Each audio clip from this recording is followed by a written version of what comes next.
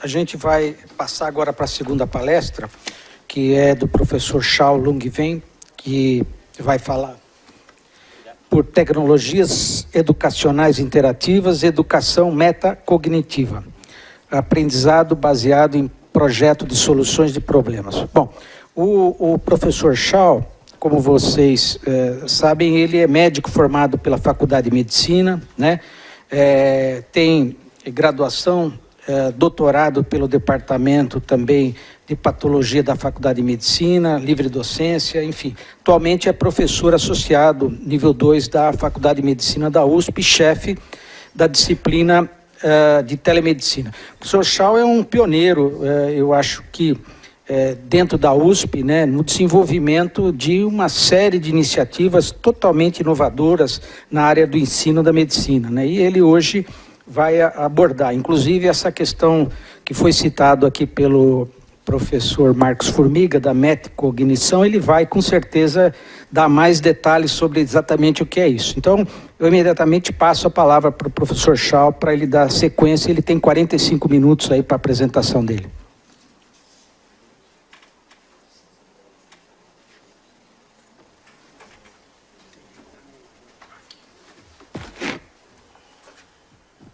Bom, inicialmente, bom dia a todos. Queria agradecer o convite do professor Hélio para fazer parte desse evento. Eu vou tentar transmitir para vocês a minha experiência no uso de tecnologias aplicadas para a educação, seja para graduação ou pós-graduação no ensino superior, ou seja para o ensino básico. Então, eu vou fazer duas abordagens. Só vou pedir para o professor Hélio para me avisar com 15 minutos de antecedência, porque se eu ultrapassar a primeira parte, já sei que tenho que correr nos últimos 15 minutos.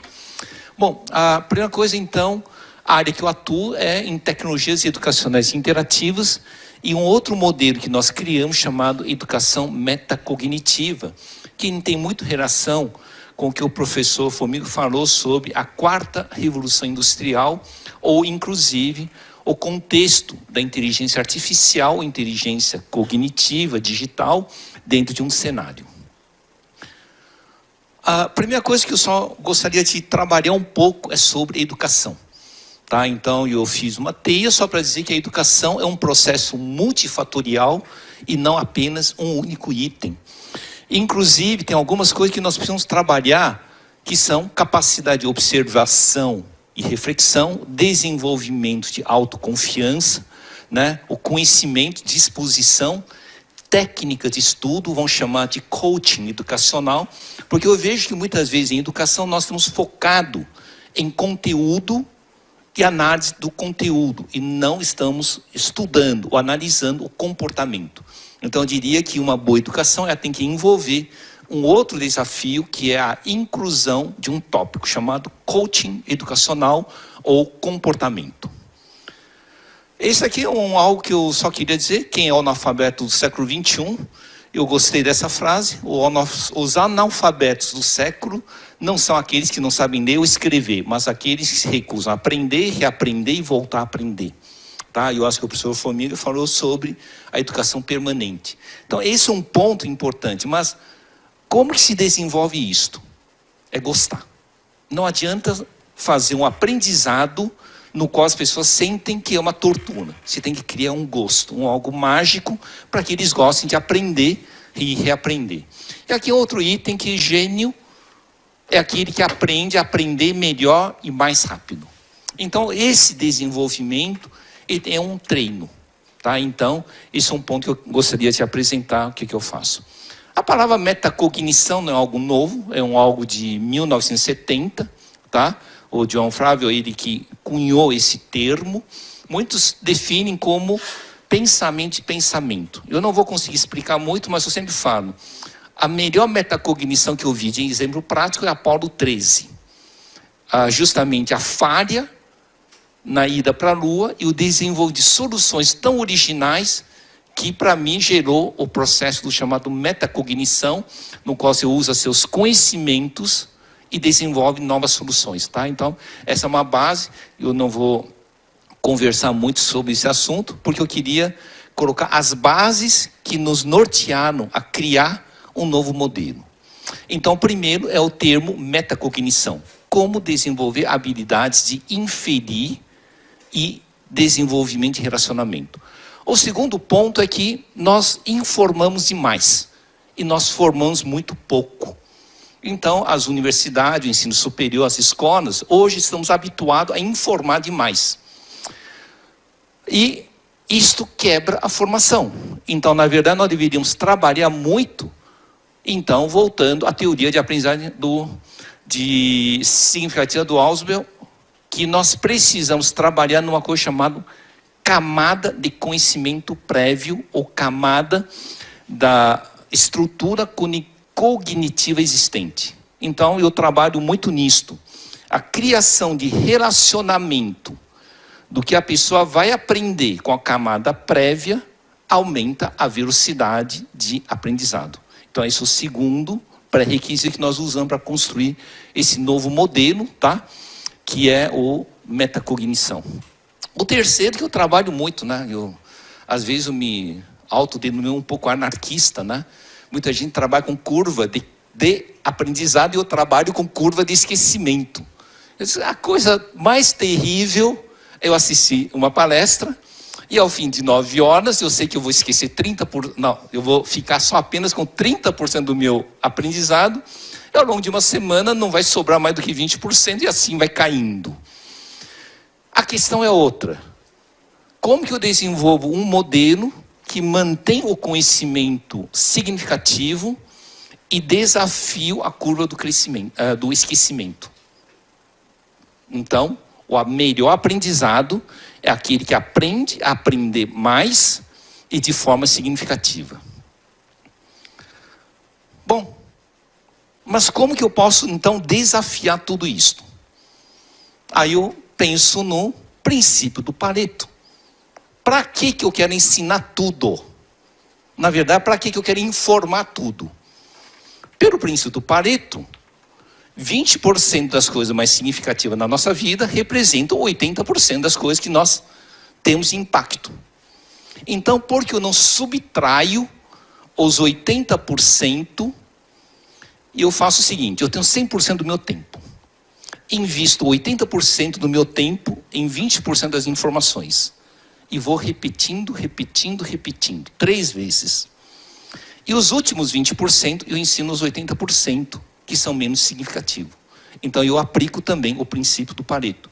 E é nesse princípio que nós usamos a tecnologia para trabalhar com tudo isso simultaneamente, que é o que eu vou apresentar hoje para vocês, que é a nossa experiência, tá? Então, o metacognição, a aprendizagem significativa, curva do esquecimento e, por fim, o princípio do Pareto.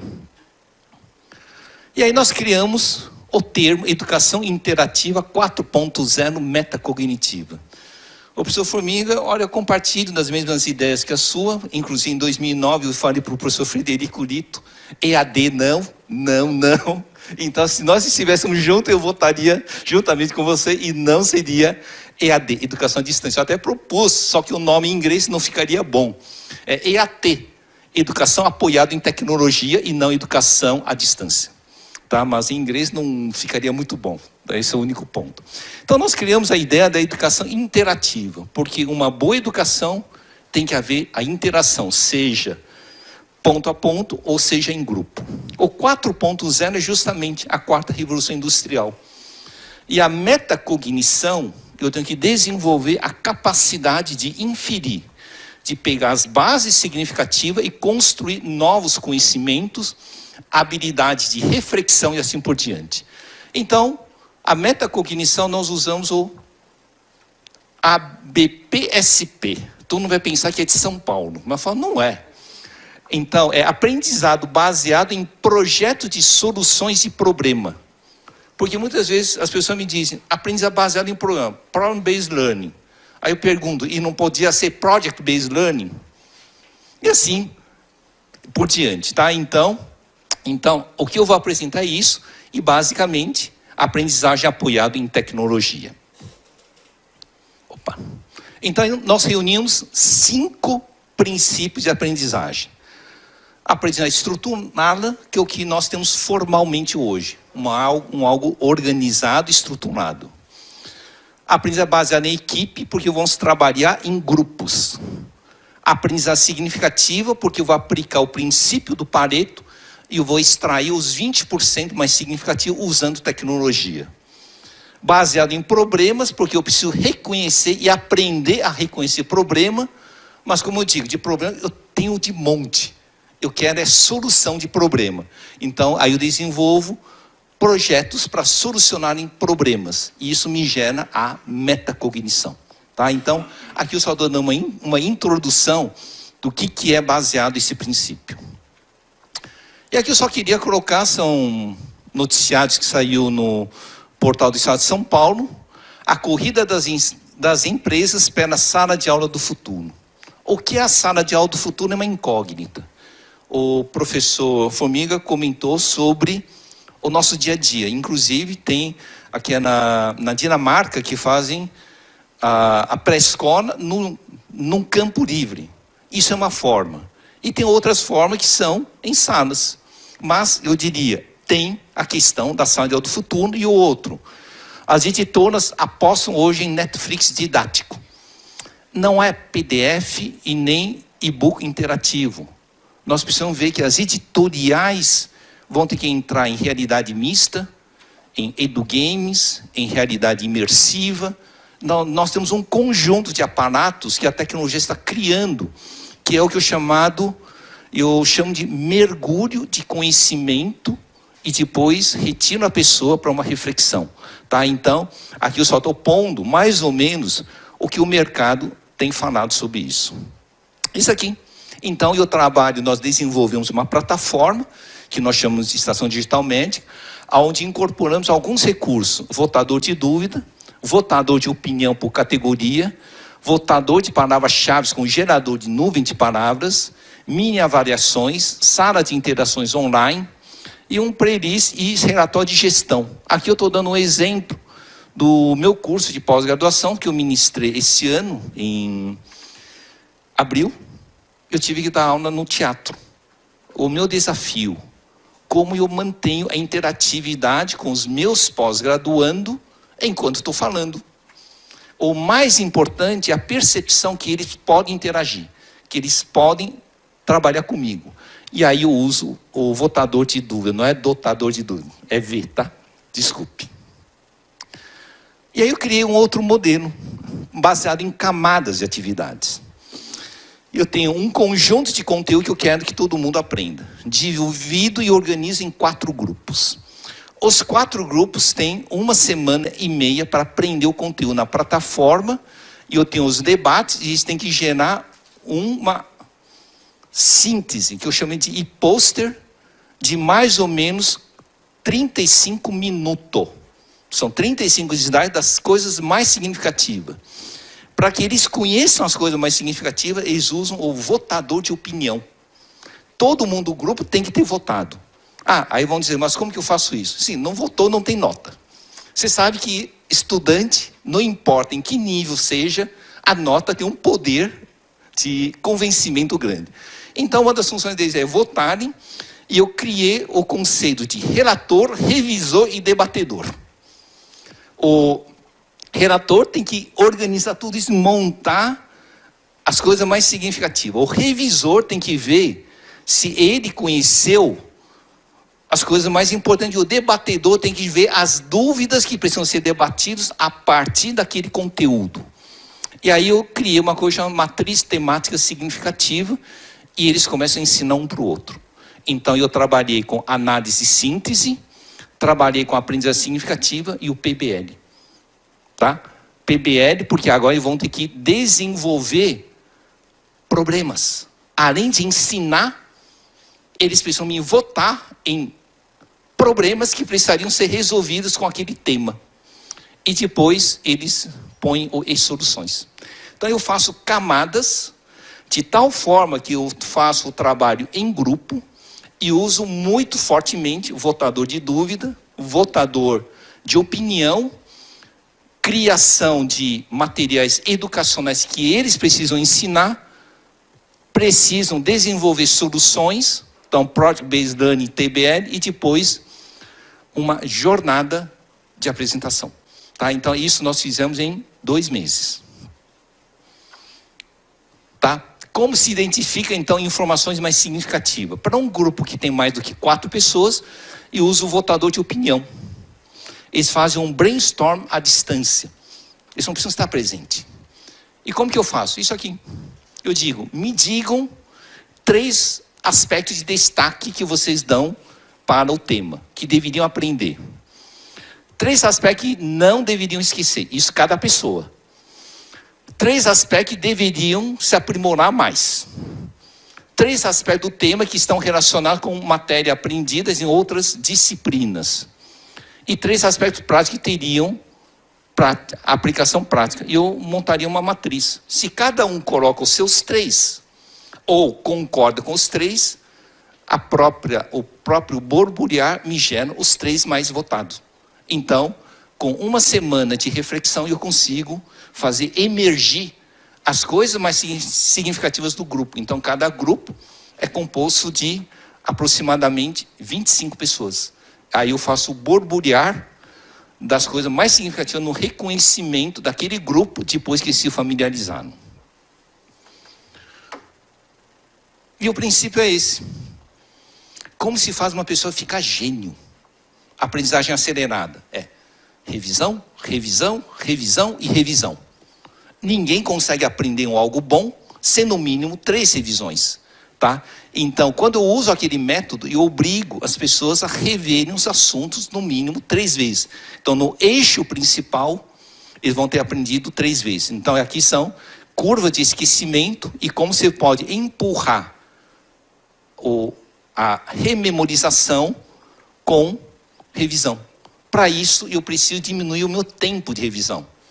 Eu posso dar uma aula de 2 horas, a primeira revisão tem que ser em 10 minutos, a segunda revisão tem que ser em 5 e a terceira revisão tem que ser em 3.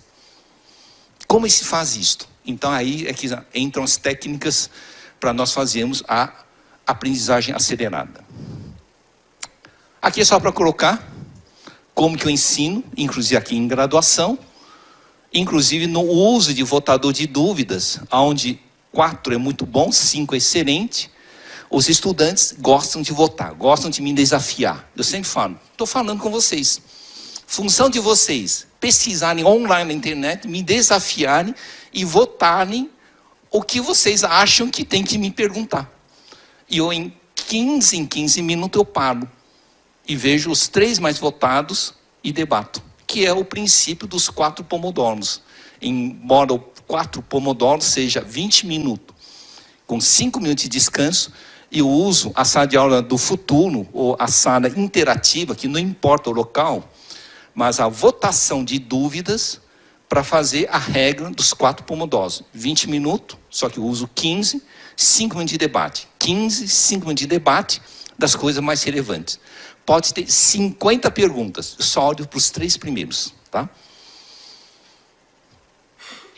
Eu faço os darem aula, porque a ideia é o seguinte: a responsabilidade de ter que ensinar aos outros aquilo que foi aprendido faz com que o estudante preste mais atenção. Então eles têm que dar aula. O grupo tem que dar aula. Então eu mudo o conceito. Parem de ser passivo, porque agora vocês viraram docentes. Então esse é um outro ponto que eu trabalho muito, que é estímulo para que eles atinjam ou admitam que é um papel de docente. E eu passo a ser orientador. Então no caso, eu dou uma familiarização. Eles têm 15 dias para prepararem o curso e com conteúdo na plataforma. Tem mais uma condição. Coloco os conteúdos na plataforma, só que a apresentação deles tem que ter 20% de conteúdo que eu não coloquei na plataforma. É obrigatório. Senão, é nota a menos.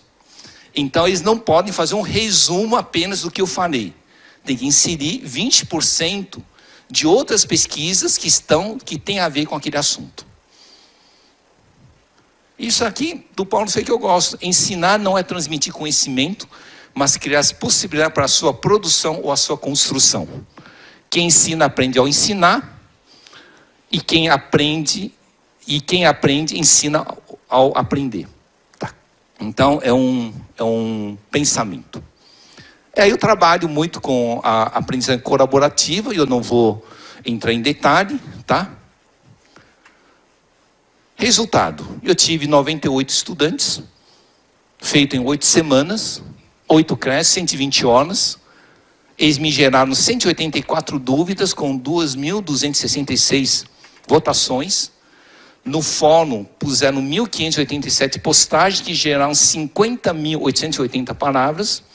Fizeram 83.324 acessos. E dos 44 vídeos, assistiram 2.154 vezes. Você vê que eu só pus número. Mas eu pus número para saber o quanto eles navegaram, eles retornaram. Aquele assunto permeou. Então eu gerenciei isto. A outra, eu criei um outro conceito. Se eram 4 grupos que tinham que cada um ver 25%, a maioria dos estudantes não tem tempo para ver o que o outro está fazendo. Aí eu criei um conceito que é de noticiário resumo. Selecionei 2 editores entre os pós-graduandos, uma jornalista que eu aloquei 20% do tempo dela, para fazer o noticiário das coisas de destaque que está acontecendo em cada grupo. Então, todo mundo recebia uma sinopse das coisas interessantes e divertidas que estão acontecendo em cada grupo, sem que eles tivessem que entrar. Então, é o chamado nivelamento horizontal das coisas significativas enquanto acontece. Então, agora que eu vou mostrar algumas percepções subjetivas. Em que nível você acha que o fato de fazer o estudo temático, participar dos votos de dúvida e fórum fez com que você aprendesse mais sobre o tema principal do seu grupo? Eu tive 91% que tiveram na percepção 4 e 5. Me fez aprender mais. Porque eu dei momentos de reflexão para ele. Em que nível o fato do seu grupo ter sido responsável pela elaboração do e-poster, que aqui de 35 minutos que eu comentei, sobre o seu determinado tema, aumentou sua segurança sobre ele e melhorou sua habilidade de identificar os aspectos mais relevantes do tema. Se eu informo e a pessoa não vivencia, não tem uma responsabilidade, ele não vai aprender a retirar e reconhecer o que é importante. Aqui eu tenho 95% das pessoas que disseram: isto me fez ter segurança emocional. Lembre-se, a diferença entre alguém que aprende inseguro e alguém que é experiente é que quem é experiente tem segurança emocional naquele assunto, mesmo que seja simples. Qual sua avaliação em termos de mudança de atitude? Pesquisa de novas informações através da participação da identificação dos problemas mais relevantes e da dúvida mais significativa, contextualização do seu grupo. Porque eu obriguei com que, além de gerar a aprendizagem temática, como a segunda parte do curso é soluções de problemas, eles tinham que identificar problemas possíveis naquele tema e votar na comunidade dos 98. Eu tenho, nesse caso, 95% dizendo o processo de reflexão, de identificação de dúvidas, me deu mais capacidade de identificar os pontos significativos. A outra coisa, eu nunca avalio por um único aspecto. Eu faço avaliação por perfil. Peso 3, acesso à plataforma. Peso 2, apresentação do eixo temático. Peso 2, o simpósio de fechamento. Peso 2, prova de múltipla escolha. E peso 1, as enquetes que eu faço.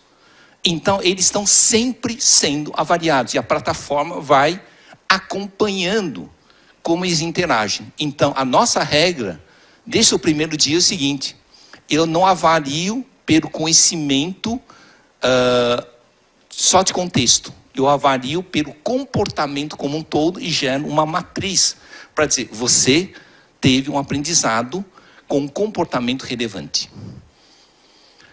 Esse aqui eram os 98 alunos de pós. Isso aqui eu sempre falo. Os meus alunos de graduação, no último dia de aula, depois de 3 horas de avaliação, comemorando, sorridente. Porque aquilo não é mais algo punitivo. Nós transformamos com que a prova fosse um processo de educação. e não de uma punição. Se não aprendeu, faço prova informatizada, nós debatemos na hora. Tá? Então, isso é a comportamento deles. No último dia só bati selfie, porque eles disseram, você só bate foto nossa, nós não temos foto com você, então eu bati um selfie aqui. Esse aqui é dos residentes de multiprofissional. Então, todos eu uso esse mesmo método para garantir uma formação significativa e não a formação do que eu acho importante. É o contexto deles aplicado à realidade. Tá? Então, que nota você daria para esse formato de curso? Eu tenho 86% que dariam nota 9 e 10. Tá? Se eu for considerar nota 8, aí eu tenho um nível muito mais alto. Isso, novamente, é a percepção de quem fez o curso. Conclusão, então, é a primeira parte. Foi possível conceber um modelo, incorporando 5 modelos educacionais, usando uma plataforma de apoio e aplicar esse modelo que eu chamei de aprendizagem baseado em projetos, soluções e problema. O interessante é que ele é replicável. Eu gastei 20% do meu tempo. E usei 20% do tempo de uma jornalista, 20% do tempo de um web design e 20% do tempo de um analista. Pronto. Eu fiz os estudantes trabalharem muito. Isso que é importante. O aprendizado vem deles trabalharem e se mergulharem muito no processo educacional. Portanto, eu poderia repetir 5 cursos desses concomitantemente dentro do meu tempo. Então, eu só preciso de 20%. Para fazer algo relevante. É óbvio que nós temos que ter antes os conteúdos preparados na plataforma. Tá? Sem isso, ele não funciona. O modelo é sustentável e funcionalmente eficiente, além de poder substituir os modelos convencionais EAD. Tá? Eu chamo de EAD os modelos que eu conheço. Mas aqui, eu não uso muito a palavra EAD do presencial. Eu uso educação flexibilizada mesmo. A flexibilizada, ele pode ir desde o ponto mais tecnológico até o ponto mais presencial. Tá? O modelo metacognitivo com aplicação de coaching educacional e comunicação horizontal de notícia aumentou o número de vezes de exposição ao mesmo assunto. Então, eles têm já um plano de comportamento que tem que ser utilizado e o meu noticiário eletrônico, querendo ou não querendo, eu expus eles a mesmo tema. Então, essa primeira parte que eu queria falar sobre, bem na hora, que é na educação superior. Agora eu queria contar a experiência nossa em educação básica. Nesse momento eu vou falar a nossa experiência em ensino fundamental 2, nos anos de 2015 até 2017, esse ano, sobre o que é que nós conseguimos fazer de formação cidadã em metacognição, usando esse modelo, somente agora, fora da esfera universitária. O professor Formiga até falou sobre Finlândia, e também gosto da Finlândia, que eles colocam a ideia do fenômeno learning, o aprendizado baseado em experiências vivenciais. Então, esse é um desafio. E eu tenho um projeto chamado Jovem Doutor. Jovem doutor, doutor não é médico. Doutor é da palavra docere. Você sabe que médico é o terceiro significado do doutor, né? O primeiro vem de docere. Então, é o projeto do jovem educador, onde eu utilizo o princípio da aprendizagem criativa e em experiência prática, para que a universidade atue diretamente com o ensino básico. Tá? Segredos do modelo: parceria e colaboração, comprometimento e dedicação, respeito e confiança, disciplina e atitude. Novamente, coaching. Sem disciplina e atitude não tem o que ensinar. É tanto quando um treinador que quer treinar alguém para ser campeão e ele é indisciplinado, ele não tem como ser colocado. Então a educação tem que fortalecer muito isso. Curiosidade e vínculos humanos. A outra coisa é que a educação perdeu um nexo. Nós esquecemos. A empatia é fundamental. Eu até diria que a empatia é um catalisador do aprendizado. E aqui vem, tá? Nós trabalhamos no Jovem Doutor, também, só que eu acrescentei 2 itens, mapa mental e nuvem de palavras. Usamos o Homem Virtual. O Homem Virtual é um projeto de computação gráfica 3D, que nós temos desde 2003, tá? Inclusive com produções por impressora 3D, tá?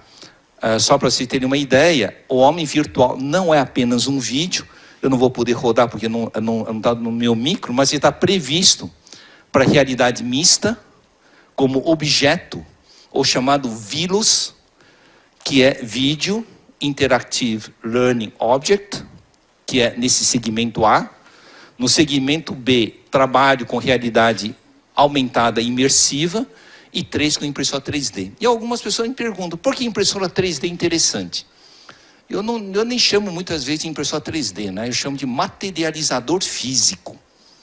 Eu posso colocar a impressora em qualquer escola, despacho o meu arquivo e ele produz as coisas com a mesma qualidade que a origem. Então, ele é um central de distribuição de materiais de alta qualidade. E é isso que nós usamos em Santos também. Aqui é um exemplo, crânio, cérebro, eu imprimi numa impressora 3D de filamento de plástico, que hoje custa R$ 4.500, R$ 5.000, se vocês entram no Mercado Livre. Se eu mandar o meu arquivo, vocês podem imprimir uma estrutura que eu te garanto que não existe em nenhum laboratório de anatomia no Brasil. Porque eu fundo partes moles com partes ósseas, tá? Então, esse é um dos trabalhos que eu faço. Algumas pessoas me perguntam, Chau, mas por que você usa esse verde carnavalesco ridículo? Eu falei, é porque eu gosto dele. Porque os alunos do ensino médio fundamental não têm medo, eles pensam que é brinquedo. Então eu tenho que até tomar cuidado na cor para manter o tom de que é algo brinquedo. E quando que ele ganha poder? Quando ele olha de perto, porque não existe o equivalente. Então, conhecimento por diversão, tá? Nós temos a parte que faz dinamicamente, eu não vou poder rodar agora, mas depois, se alguém quiser, eu posso passar o link. Aqui eu vou pular. E aí, nós criamos vários itens, tá? Eu uso muito essa mensagem. Todas as coisas difíceis começam no que é fácil.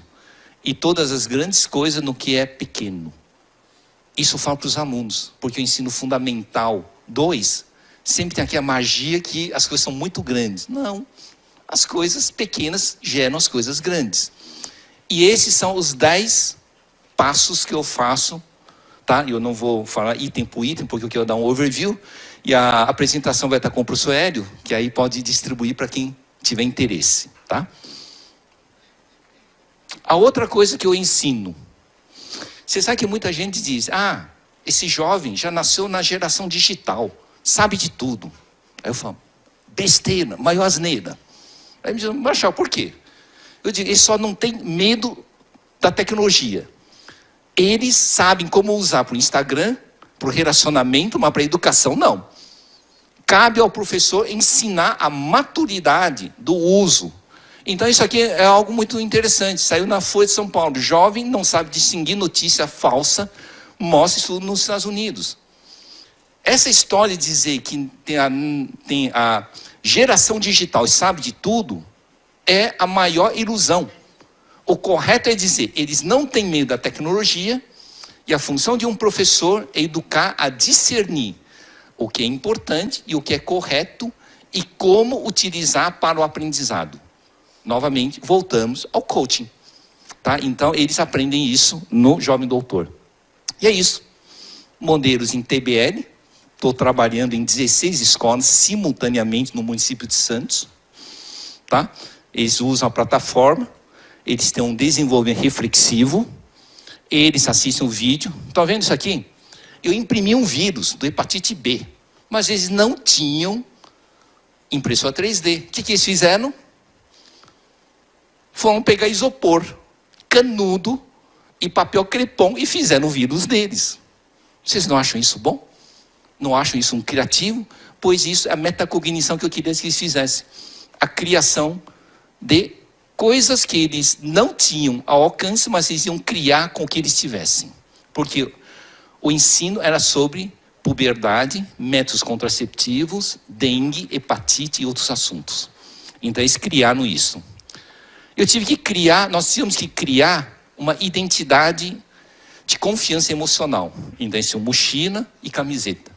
Eles tinham que ter um orgulho do que eles estavam fazendo. Porque era uma educação não formal e não dentro da grade. É facultativo. Tá? Então aqui eu sempre coloco os professores lá fizeram um trabalho muito importante. Eu diria, um jovem doutor, sem professor não funciona. O professor cria o vínculo e despertava curiosidade e vontade de investigar. E tá aí. Eu não sei se vocês estão vendo esse marronzinho. Eu não sei se vocês sabem o que é. É que eu estava ensinando sobre HPV. E estavam tentando entender como que eles iam ensinar para a população, para os amigos, o que é HPV. Eles não tiveram dúvida. Pegaram um barbante, 2 lápis e fizeram 2 círculos num papel pardo e cortaram. Disseram, opa, isso é o colo do útero. E dividiram em 4, pegaram um papel crepom e diz, HPV pode vir para cá. Isso pode gerar câncer de colo uterino.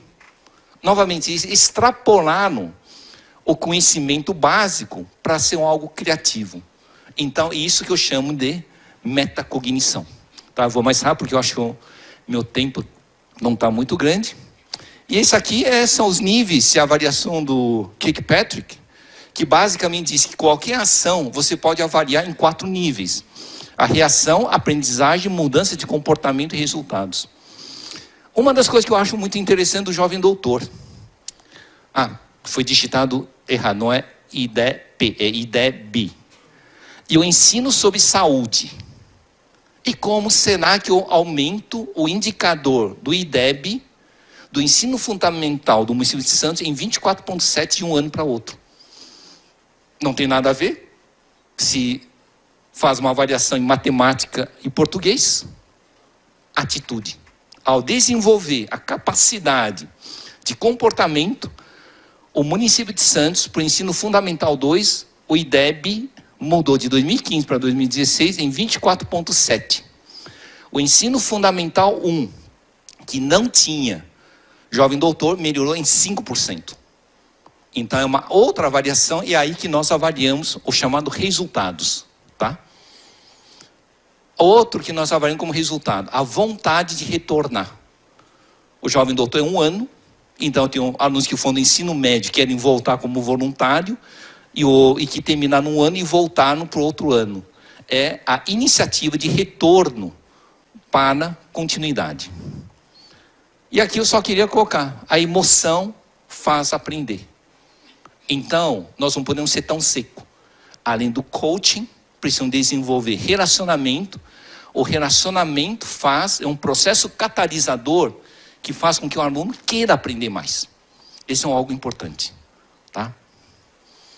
Aí só queria, se vocês não se importarem, ler uma coisa que eu acho interessante. Isso aqui nós temos um grupo no Facebook, tá? Chamado Grupo Santos Jovem Doutor. E aqui a professora Ana Lúcia era uma coordenadora, pôs assim: boa tarde a todos. Gostaria de compartilhar algo que me deixou muito feliz. A professora de reforço do Mais Educação chamou-me para me mostrar os cadernos de alguns alunos que são também do Santos Jovem Doutor. Além do avanço geral de todos, temos 2 alunos que sempre foram os problemas da escola. Inclusive com o uso de drogas e álcool. Isso no ensino fundamental 2. Eram extremamente faltosos e indisciplinados. Pois bem, elas vinham querer me parabenizar pela melhora deles por meio do Santos Jovem Doutor, e mostrou as produções de texto, infogramas e outras coisas que eles desenvolveram e que mal a deixavam ela falar, pois tudo que ela dizia, eles relacionavam com os vídeos assistidos. Brigavam para ter a palavra e explicar como se lavam as mãos sobre descarte de lixo hospitalar por conta das contaminações, inclusive pediam para ela que aumentasse mais um dia na semana da aula da mesma. Isso é mudança comportamental. E eu estou ensinando saúde e eu mudo o comportamento, que é a atitude. Então, isso, novamente, é uma metacognição e um coaching. Tá? Aqui, eu fico contente. Criança de 13 anos, ensinando criança de 6 anos a lavar a mão, e eu levei um professor de cirurgia, ele é emérito, e ele diz: esses garotos aprendem e sabem lavar a mão muito melhor que muitos alunos de medicina. Então, isso é a qualidade com que eles trabalham. Tá?